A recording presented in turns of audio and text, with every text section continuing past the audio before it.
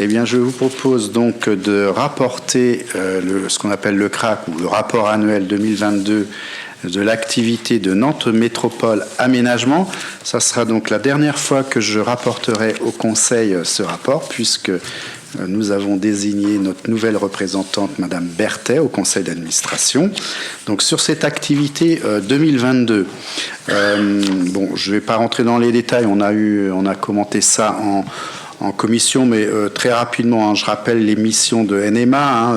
C'est un aménageur, il réalise les opérations d'aménagement et d'urbanisme, il réalise aussi des opérations de construction et il a aussi comme compétence d'exploitation des services publics à caractère industriel et commercial. Son capital 1,7 million, il y a 18 administrateurs et Bouaye a un siège au conseil d'administration.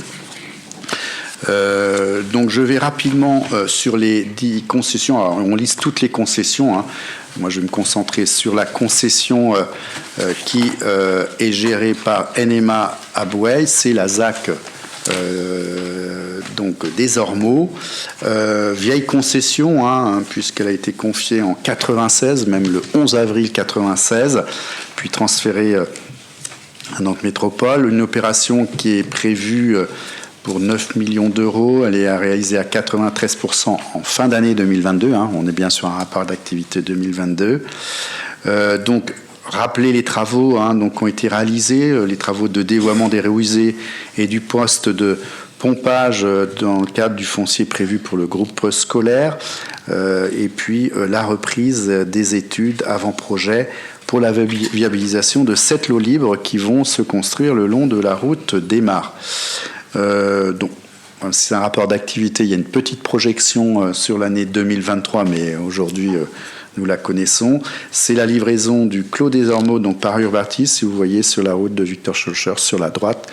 La dernière tranche vient d'être terminée. L'aboutissement des remises d'ouvrage donc des Jardins de Gaïa. Alors là, c'est pas terminé. La remise d'ouvrage, on parle essentiellement des réseaux qui se trouvent en dessous l'enrobé, donc réseau d'assainissement. Et je crois qu'il y a beaucoup de travail à faire avant que Nantes Métropole accepte la remise d'ouvrage de NMA.